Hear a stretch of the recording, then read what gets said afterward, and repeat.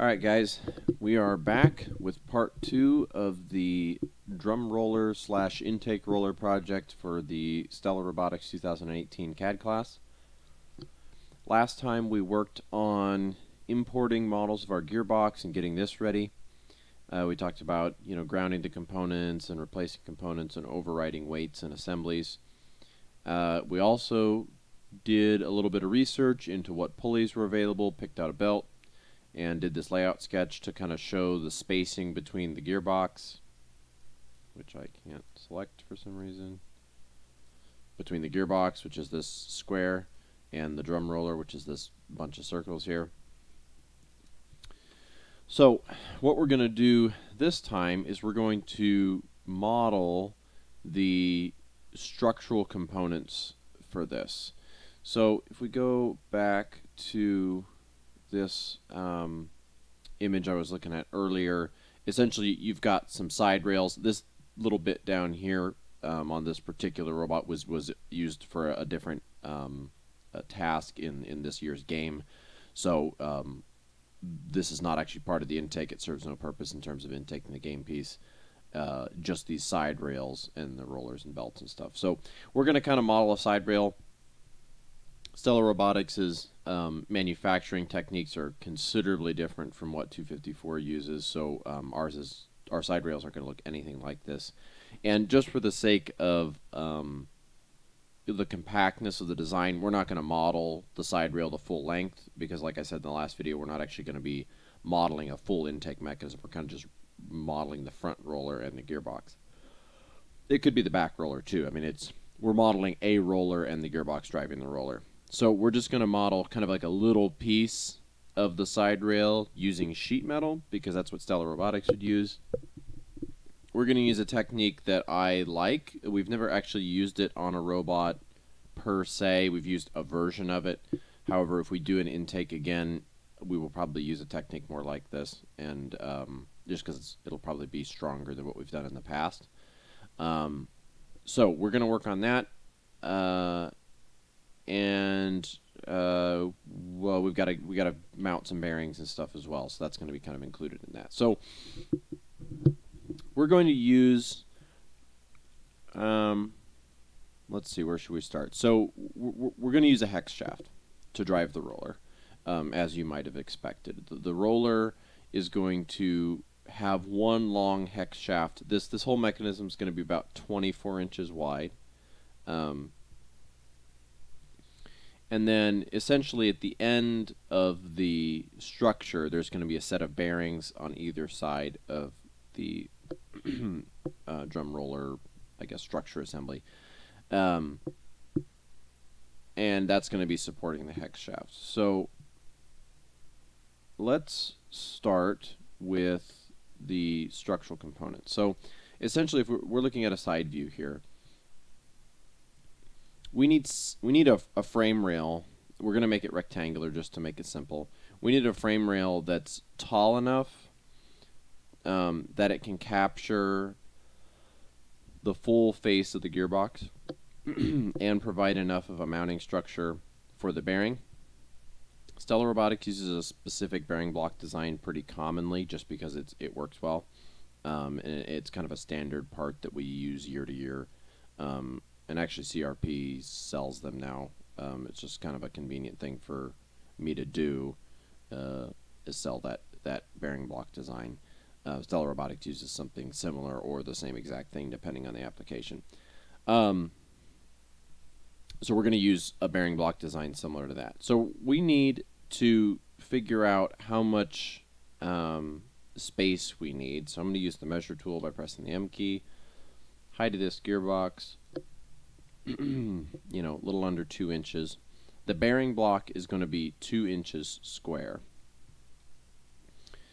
Now, the way we're going to construct this structure of sheet metal, I'm not going to go into it in detail right now. You guys will kind of see exactly how we're going to do it as we start working. However, there's going to be radiuses at the top where the bends are, and top and bottom. So we want to make sure the bearing block does not overlap those radiuses, just because we want a little space in between them so we can put mounting holes and stuff. So The bearing block is going to be 2 inches high. The gearbox is smaller than the bearing block, so that won't be an issue in terms of height. So I think we're going to make these, I believe 2.5 will work. That might be a little bit larger than we need, but just for the sake of making sure we've got enough room, we're going to go ahead and go with 2.5 inches tall. And then we're going to, we want, so 2.5 inches, there'll be 1.25 inches above this, 1.25 inches below this, and then we're going to have 1.25 inches on this side, so it'll be kind of a nice square end, kind of concentric around the roller. And then we're just going to go, I don't know, let's measure from the center point of the roller back to the back of the gearbox. Like 2, right. So we'll probably go, what, 3 inches? No, 3.25 inches. I want the overall length to be, I think 4.5 probably. Like I said, though, normally you would have a frame rail that would extend, you know, in this direction pretty far, and it would be tied in with your structure of your mechanism somehow. We're not going to model that. We're just going to kind of cut it off so it'll be short and stubby. But normally there would be additional structure. So we're going to have a rectangle. What did I say this was? It's going to be 3, 4. Yeah, 4.5 should work. Actually, we're going to go 5. So it's going to be 5 inches long and 2.5 inches high. And I will explain a little bit more what that's going to look like here in a second. So we need to start a new part. And we need sheet metal. So we're going to click Create. Now we're going to start with a circle, and the circle is going to be 1.125 inches in diameter, and this is the diameter of the hole that we're going to use for the bearing. Now we're going to have a bearing block to reinforce this, but we're still going to put this hole here. Now we're putting that in the origin point. So now we want to draw just the rectangle of the frame rail around this. Now we're not going to use a center point rectangle because it's not going to be centered on any point that we can attach it to. It's not going to be centered on the origin, for example. So we're just going to use a normal 2-point rectangle, click the drop down arrow, click the 2-point rectangle. We're going to place the box around like that, and then we're going to do some dimensions. So first of all, we want the we want this to split the difference height-wise, right? We want it to be the same distance above and below the circle. So we're going to use a horizontal constraint right here, and we're going to find the center point of one of these 2 side lines, in this case this one, and then click on the center point, and then click on the center point of this circle. Now if I get out of that with the escape key, now it's symmetric top and bottom, which is what we want. So next we're going to dimension the height of this. I said it was 2.5 inches, so we're going to dimension that. You can click the top 2 line, or top and bottom line, or you can just click the end line. It's up to you. I usually just do it this way, but it really doesn't make a difference. So then we're going to dimension from the end line to the center point of the circle. So that was going to be 1.25, which is half of this, right? So it's equidistant basically on all 3 sides here. Then I think the overall length we said was going to be 5. Like I said, this dimension is not critical because normally it would extend out farther than this, but we're just cutting it off. So that should give us enough room and make it look kind of nice. So that's what we're going to go with. Now, in reality, we actually need to make this shorter. So this is going to be 16th inch material, and we're going to have a bend on the top and the bottom, but we want it to be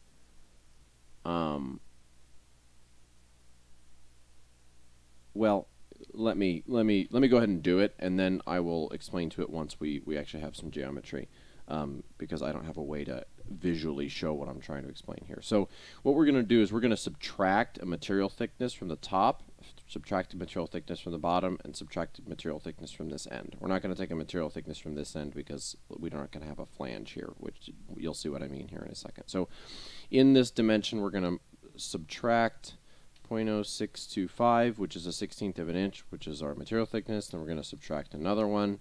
We could have subtracted an 1/8 because we know a 1/16 times 2 is 1/8, but this is a more intuitive way to do it. And then here we're going to subtract minus 0.0625. And I'm just closing that dialog box by pressing the Enter key. All right, and this will become a little bit more apparent what we're doing here in a second. So finish the sketch.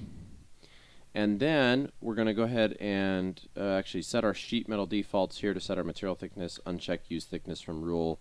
Type in our material thickness, which is 0.0625. You can also type in the fraction if you want. Then we're going to use the Face tool. We're going to face this. I want this material to be on the other side. It really doesn't matter. However, just for the positioning of the origin, I think this makes more sense. So click OK there. All right. Now, what we need to do is we need to add a flange off of this edge. We need to add a flange off of this edge, and we need to add a flange off of this edge. Now, not on the back though. Okay, so we're going to go ahead and click the flange tool. We're going to click that edge. We're going to click this edge, and we're going to click this edge. All right, so we got a few settings to change here. So first of all, the measurement from this back face, right, this face here, to the end of the flange needs to be 7/8 of an inch. Once again, that will become more obvious here shortly.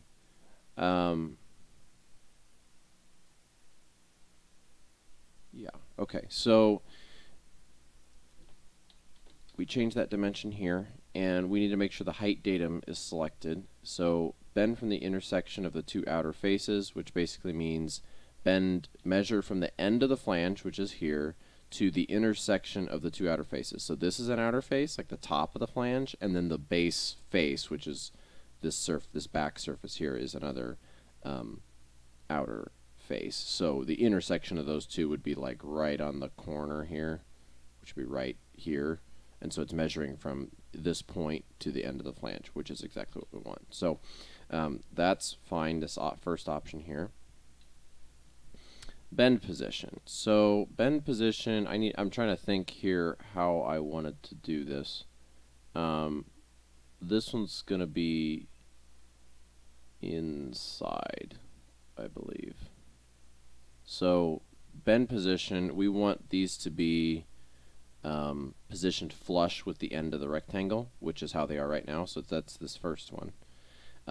Once again, like I said, I'm going to model this and then explain to you why we did what we did, just so that I've got something in front of me to show you. So then the bend radius is going to be 0.039. Now this is going to depend on your tooling and your equipment.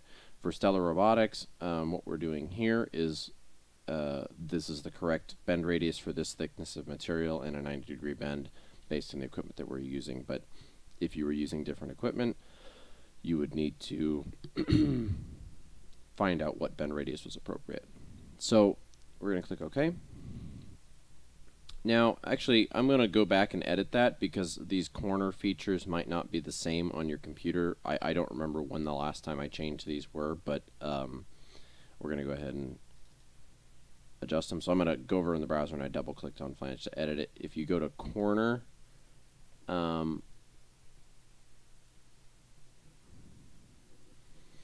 weird. Okay, so trim to bend.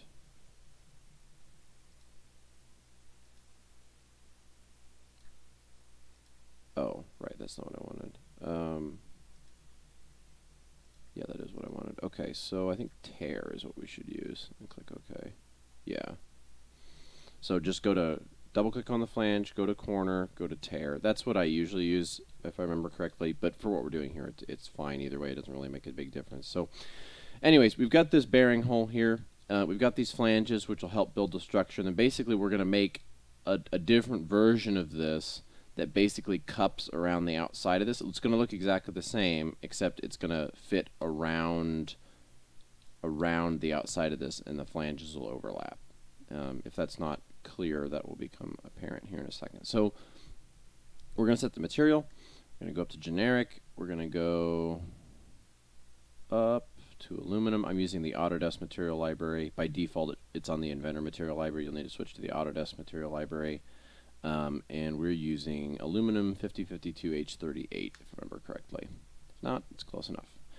It wants to set this to aluminum polished. I usually prefer aluminum flat, just because polish is kind of annoying in the assemblies because it shows a reflection and it's hard to see stuff. So I usually go for aluminum flat. And as it is, it's still pretty shiny in the assemblies. All right, so we've got one more thing we need to do. We need to put some mounting holes for the bearing block. Before we do that, let's model the bearing block. So let's start a new part. I don't have this part saved yet, but that'll be okay. So click on standard. It doesn't need to be sheet metal. It could be sheet metal, but we're not going to make it that way. So standard. All right, so this is a standard design that Stellar Robotics uses year to year. This product is also available from my company, which is Competition Robot Parts. Stellar Robotics doesn't get them from Competition Robot Parts, though we just typically cut our own.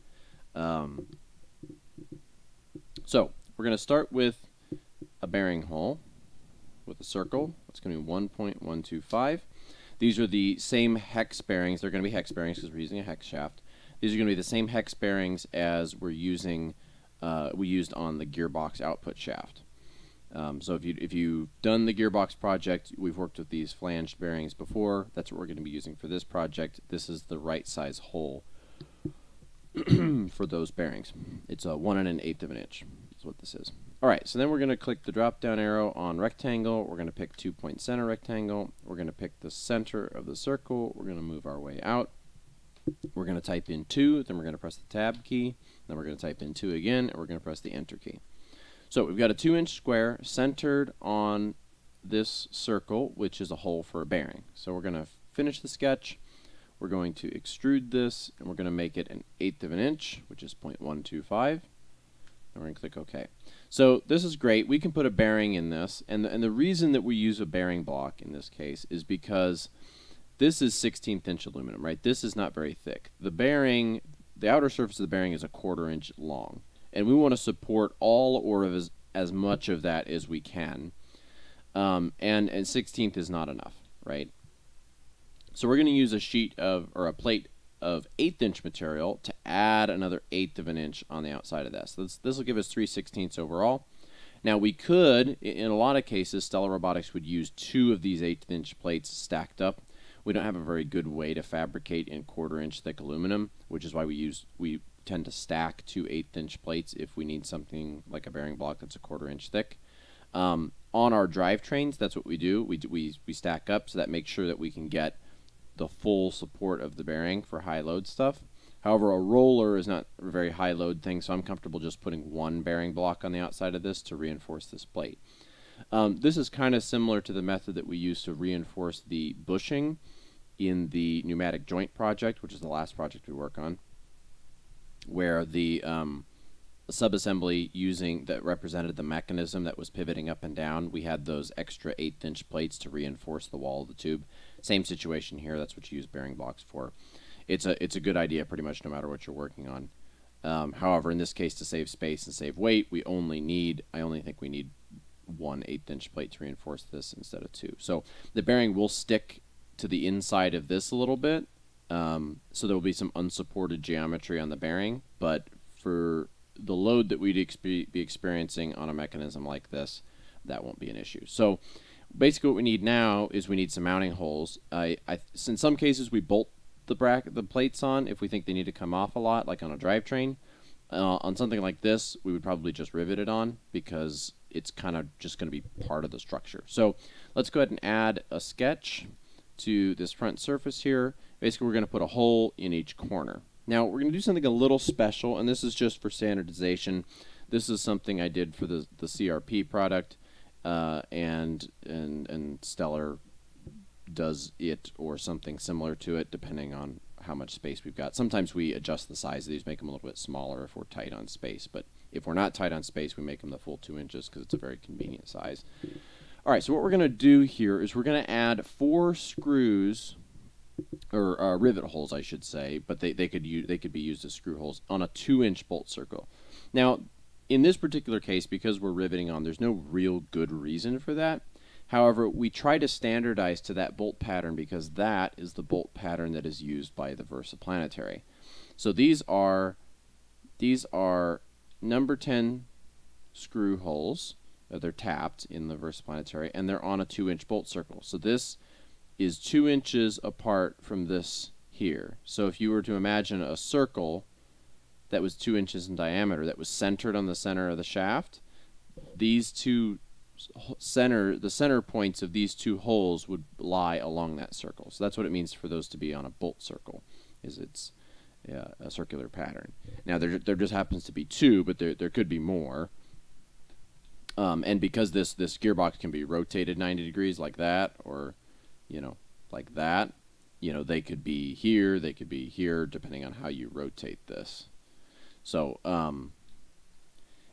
the reason that this gearbox has that bolt pattern is because that's what the bolt pattern of the sim motor is. And the idea behind the VersaPlanetary is that anywhere you can bolt a sim motor to drive something, you could bolt a VersaPlanetary gearbox with a different motor attached to it. So just standardization. So for our sake, because we're talking about a 2-inch square plate, it works really well to put a 2-inch bolt circle in here. So that's what we do, just to standardize the mounting pattern. So what we're going to do is we're going to turn on construction geometry. We're going to click a circle. We're going to start at the center point of this. We're going to make a circle that's 2 inches in diameter. Now there's a few different ways that you could create 4 evenly spaced holes around this. The way that I do it is I use a center point rectangle. Construction geometry is still on. I pick the center of this hole, and then I attach a corner of the rectangle to some point on the circle. Then basically what I do is I just make these 2 lines, either I make them perpendicular to each other, or what we're going to do here is we're going to use an equals constraint to set this line and this line to be equal to each other, which basically turns it into a square. And we know that the 4 points of the square are going to be evenly spaced. So this is just how I do it. I just do it because I like working with geometry rather than using these constraints by themselves, because this is a pretty visual way to do it, which if somebody else comes back and edits the sketch, this is a pretty easy way for them to tell what's being done here. So what I'm going to do is click point, and I'm going to place a point at each one of these corners. These are going to be used to locate holes for the hole feature. Once I've done that, I'm going to press escape and finish the sketch. Then I'm going to go to the hole feature here, and we want a termination to go through all, and we want our diameter to be 0.196. Now this is the hole this is the hole size for the rivets that we use for 3/16 rivets.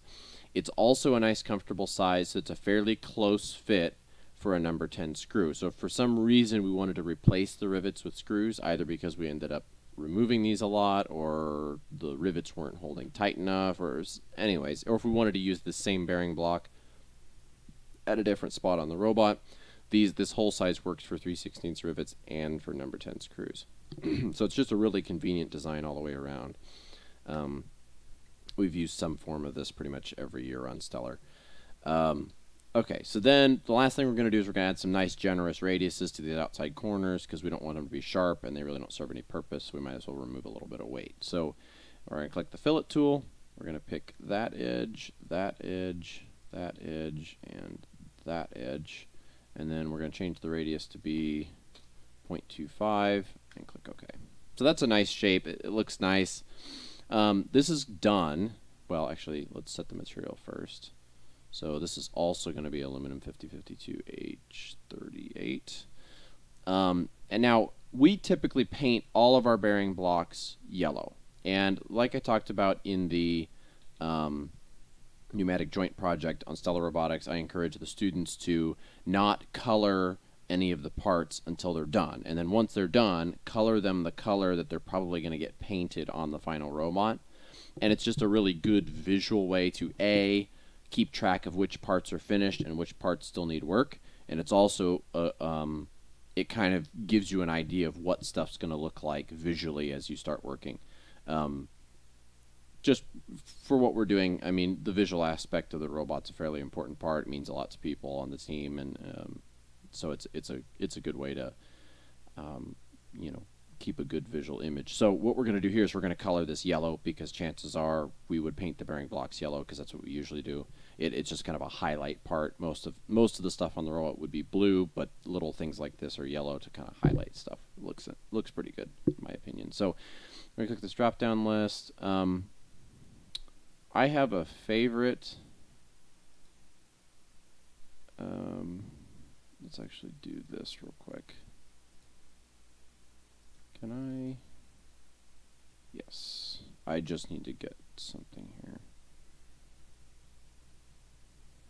255, 111. I'm going to show you guys how to create this color, because you guys aren't going to have this color on your computer, and I would have done this earlier if I had remembered. Okay, so what you're going to do is you're going to go to the, I believe it's the Inventor material library. I believe it was this blue. So we click this blue wall paint glossy appearance. I don't know, that's what we use. So then you're going to click this little color wheel here, which goes into the appearance browser. And what you're going to do is you're going to right click on blue, this blue color. You're going to go to duplicate. It's going to create a second copy of it. You're going to call it Stellar Yellow. I'm going to call it Stellar Yellow 2 because I already have a Stellar Yellow. And then you're going to right click on Stellar Yellow 2 and click Edit. It showed up behind, which is a little weird. I don't know if this is going to give me the right result or not, but we're going to go ahead and try it anyways. So click on where it says color, RGB, click define custom colors, and type in the value we had before, which was 255, 188, and 11. Yeah, and then click OK. And then click OK. And then right click on Stellar Yellow 2 and click Add to Favorites. So now we can go to Favorites under our appearance browser, and we should have Stellar Yellow 2. And it shows up blue in the preview for some reason, but it's yellow. So this is not a metallic appearance, but it should show up the same way. We'll see when we get into assembly if it looks weird. I apparently didn't copy Stellar, or I apparently didn't copy blue wall paint when I did this originally. To be honest, I really don't remember what I copied this from. I had just created it. This is my own personal computer here, so I don't remember what I did. I think the way that we just did it now, I believe is how I did it on all the Stellar computers when I set them up. So we're not gonna save this quite yet. We're gonna go back and we're gonna save this part because I haven't done it yet. However, now that we have this bolt pattern here, we're going to add this bolt pattern to this part here. So I'm going to create a sketch. I'm going to do exactly what I did before. So turn on construction geometry, pick a circle, make the circle 2 inches in diameter, pick a center point rectangle, construction geometry still on, click on the center of the hole, click on the circle somewhere, click equals constraint, click the top and sides of the rectangle. Then I'm going to click the point tool, click the 4 corners of the square that we just created. Then I'm going to finish the sketch. I went through that pretty fast, so if you need to, pause the video, go back and review that again, you can absolutely do that. So I'm going to click the whole feature, and basically the same thing we just did, through all, 0.196 for the whole size, click OK. Alright, so now we're going to give this a save. And I'm going to call it CAD class drum roller, and this will be part number 1. Alright, so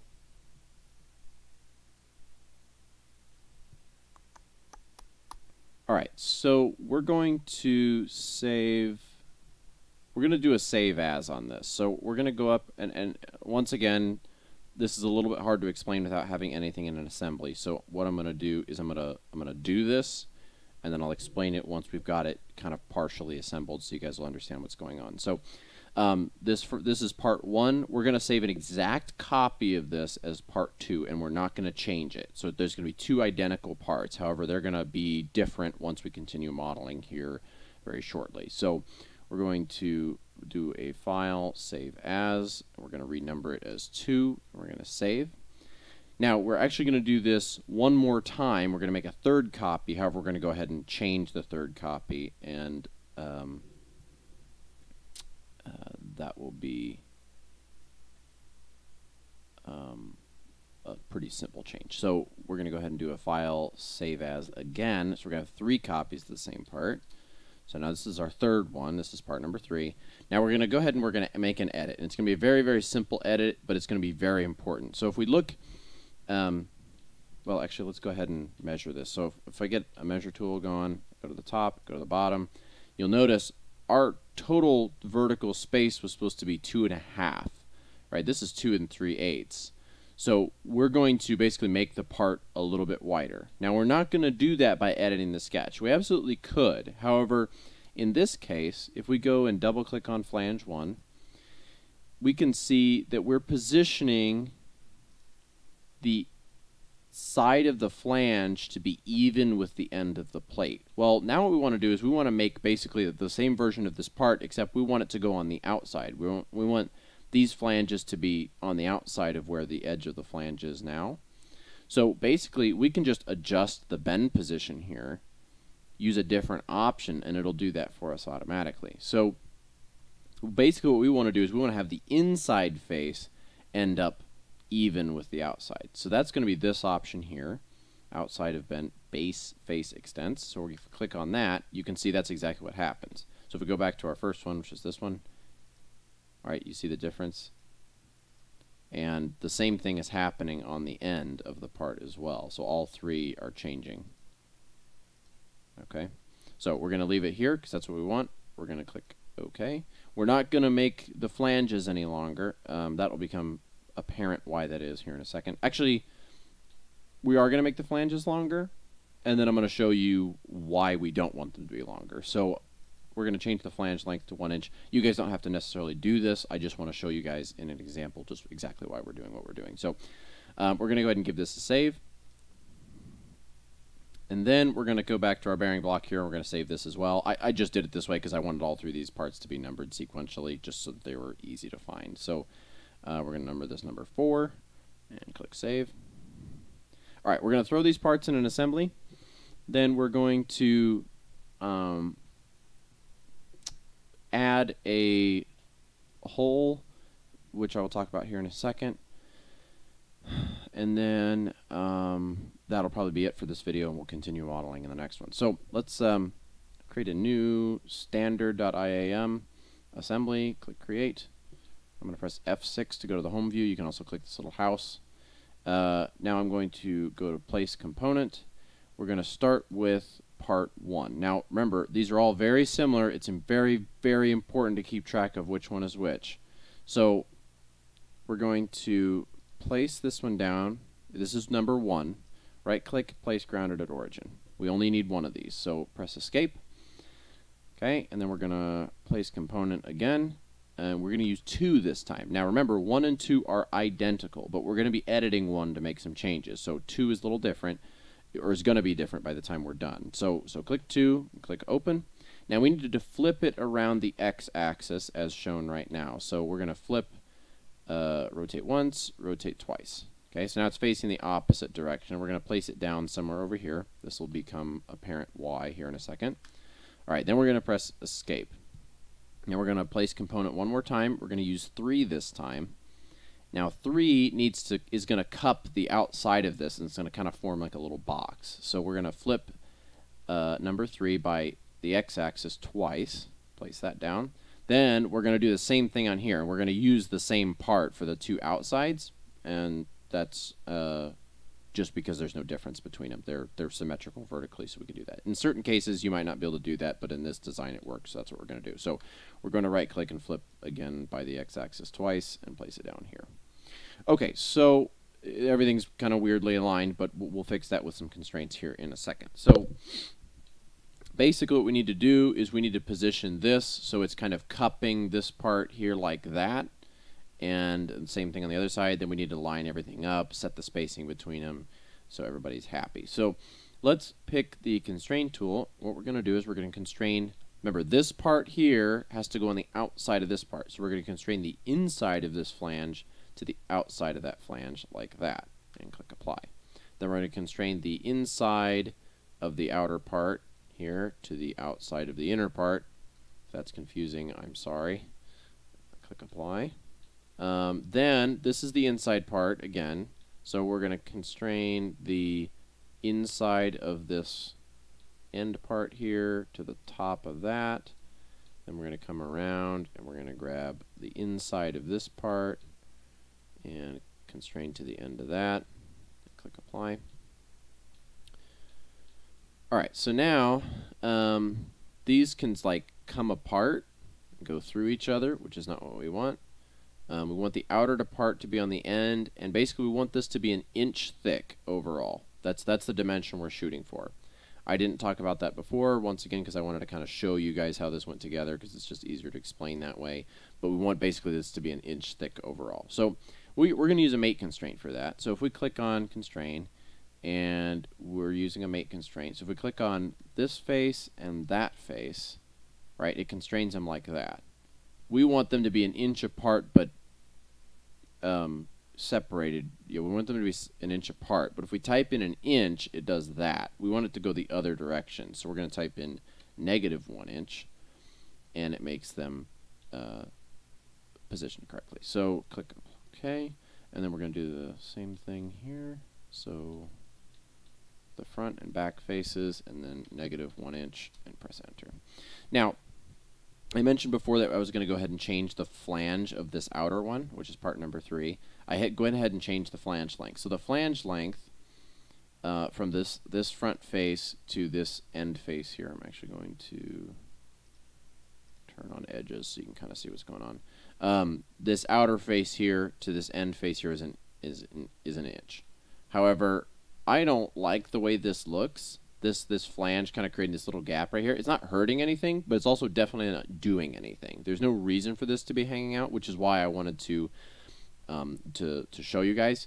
The reason that this inner flange is shorter is so that it misses this radius, right? If this inner flange went all the way to this surface here, it would catch in this corner, right? There would be an interference in this region here. So it's important to shorten that flange so that it's nowhere near this radius.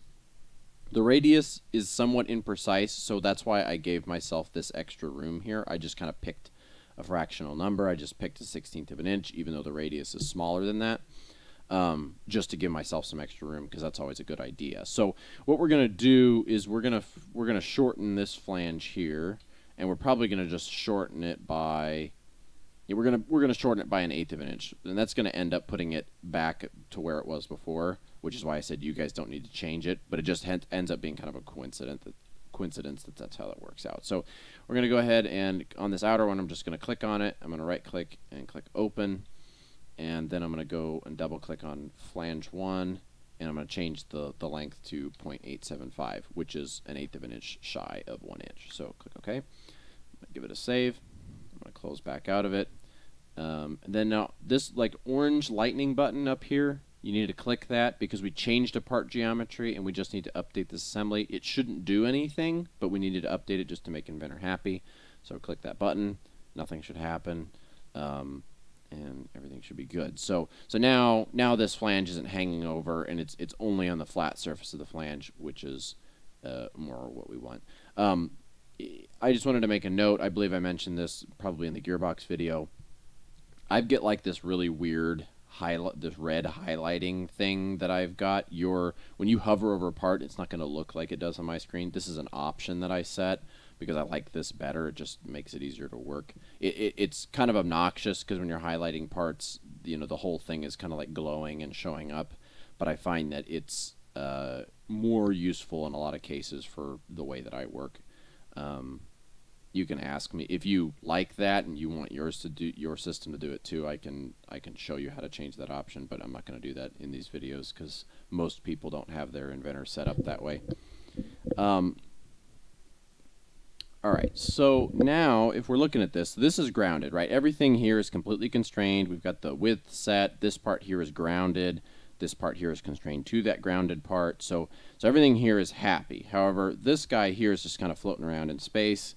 He doesn't know where to live. These two parts are constrained together, which is fine, but this like chunk of parts is not constrained to the other grounded components. So basically we want the tops to be even, we want the ends to be even, and we want them to be a certain distance apart. So let's worry about the tops and the front. So let's go back to the Assemble tab, go to Constrain, switch to the Flush tool, click the top of one, the top of the other. Great, that lines the tops up.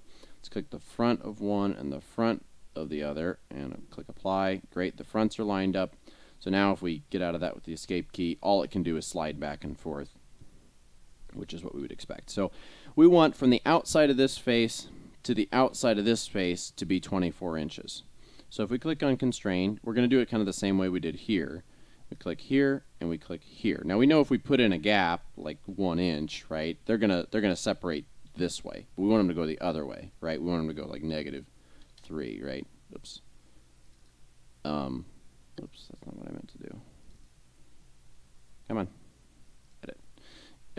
So we want them to be outside. We want it measured outside to outside. So we've got to do a negative number. So we're going to do -24. So they're going to be pretty far apart, right? And that just goes back to this design here. You know, it's kind of they're a ways apart. The rollers are typically long because you want as much width to pick up a game piece as possible usually. So that's where we're at right now. So this is our structure, and then we're going to have a bearing block that goes on the outside of this. We're going to have a bearing block that goes on this side. So we're going to go ahead and put those in here right now. Give this a save and call it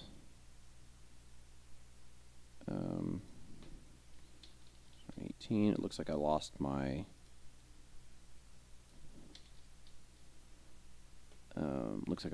previews again, which is obnoxious. I might have to restart my computer, but I'll do it after this video is over. Okay, so let's go ahead and add our bearing blocks, which should be number 4. Click Open. Now I'm going to do a bit of a weird thing here, and it's not necessarily critical that you do this. However, I would encourage you to. So when I modeled this bearing block, actually let's cancel that. When I model this bearing block, I expect this back surface to be the surface that it's mounted by. That's just when I designed this, that's what I had in mind. So I imagined the flange of the bearing goes on this side, and this side here goes against whatever surface the bearing block gets mounted to. That's the design intent. So if I went back and I edited and I made these like countersunk holes, or if I added a little flange, whatever I'm doing, if I change it and I want it to be the front face, I'm going to edit this surface. If I need to change the back face, I'm going to edit this surface. So chances are, if I go into my assembly and I place the part so that this back surface is sticking out, if I go back and edit that part later and add like countersunk holes, the countersunk holes are going to end up on the wrong side in the assembly. So even though this is a flat part and it's a mirror image through its thickness, right, there's no difference between this side and this side. It's completely symmetrical in a lot of different directions. Even though that's the case, I'm still going to flip the part and rotate it to the correct direction so that it's what you would expect based on how it's modeled. So I'm going to right click and place component again, pick CCDR number 4, open. I'm going to place, so remember the back face, the face that's facing away from me is the face that I want mounted against this structure. So I'm going to place that down. I'm going to flip it around. This one's going to be for the back side of this. Also, that same direction will work here. I'm going to rotate it twice more and place it down here. And I'm going to go ahead and get rid of these edges because they're a little bit weird looking. So you can just pick your visual style by going to View, clicking the drop down, and they've got a whole bunch of different ones. Don't turn on Realistic because it has to render and it's slow and it doesn't work while you're assembling very well because it's like, well, I'll show you. Actually, does it work at all? Why is it doing that? Okay, I don't know what's going on. Anyways, this second one, shaded, is the one that I usually use. But if I need to see edges, I do shaded with edges. You can also do different wireframe stuff and watercolors if that's your thing. That's kind of cool. But all right, I'm getting off topic here. All right, so let's do the constrain, I'm going to go ahead and use an insert for this. So I'm going to pick the inside surface of the bearing hole, made it to the outside surface of that bearing hole, outside surface of that one. I'm pressing enter after each of these, so enter. That to that, enter. Oops, back side of this bearing block to the outside of this, enter. Alright, so now if I press escape, these can rotate. I'm going to undo that with Control Z. And so I need to just line up these holes. So I'm just going to go Constrain, use a mate feature, and just click one to the other and click apply. So now that can't rotate. I'm going to do that for all of them. So click hole to hole and press enter. And it can be any hole, it doesn't have to be this one. It's just, I like the top corner, kind of makes sense to me. So press enter. And then this fourth bearing block here. Alright. And this looks a little weird, the yellow on the like aluminum color, but these are going to get painted blue once we're done, and we'll color them blue, kind of like we did for the other pneumatic joint project. Alright, so we're going to give this a save. We're not going to add the bearings quite yet. We'll probably do that in the next video. We'll have to import them and stuff, so I don't want to worry about it right now. We're going to add one hole, though. I'm not going to really talk a whole lot about what this hole exactly is going to do until we start putting the gearbox in this assembly. However, basically it's going to be, the hole is going to be located where the center line of the gearbox shaft is going to go. So the gearbox is going to go on this side. This side over here is not going to have a gearbox, right? Because there's just going to be one gearbox. The belt's going to drive this shaft. The roller will be across here, right? So we're going to have a gearbox here, driving a belt pulley that's going to drive this shaft here, and this shaft will have the roller going the full width. So that's kind of the general assembly. So we're going to have a gearbox hole on this side, but not on this side. And that's the reason for this part being part number 2 and this part being part number 1, right? They're identical at the moment. We're going to add a hole for the gearbox shaft here, but we're not going to add that same hole over here. So that's the reason that I had you do that. And then these two outside ones are part number 3, and they're the same. So there's no reason to have 4 parts, we just have 3. So what we're going to do is we're going to pick number 1 over here, should be on the, I guess I would call this the right side, because this would be like the front of the robot, basically. I'm going to call this the right side. So the right side inside piece, we're going to open that.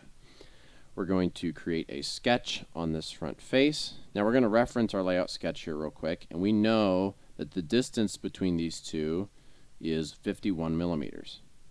So we're going to create a line, turn on construction geometry from the center point of this circle and go over, make sure it's a horizontal line, and type in 51 millimeters and press enter. So the end point of this line right here, I'm going to escape out of that, the end point of this line right here is going to be the center point of the hole that we're going to use for the gearbox shaft. So we're just going to place a point on that, finish the sketch, and use the hole feature to put in a 1.125 inch hole. This is the same size as a bearing. I will talk about this in the next video, but for now just we're going to make it this size, and then we'll talk about that in a bit. So click OK and give this a save, and we don't need to leave this part open, so we're just going to close it, go back to our assembly, and you can see there's our hole. I'm actually going to go back to my edge view here. So there's our hole. There's a hole here. There's no hole over here because they're different parts now. The last thing we're gonna do is add all the mounting holes and everything for the sheet metal. We'll do that in a later video. So this is all we're gonna do for now. The next video we're going to start adding drive components. We're gonna put bearings in. We're gonna put the shaft, the roller, the gearbox, probably all that stuff in. We'll see how long that takes. We might start doing some mounting structure for the gearbox. We'll have to see how that goes. So thanks for watching. Tune in for the next one. I'll see you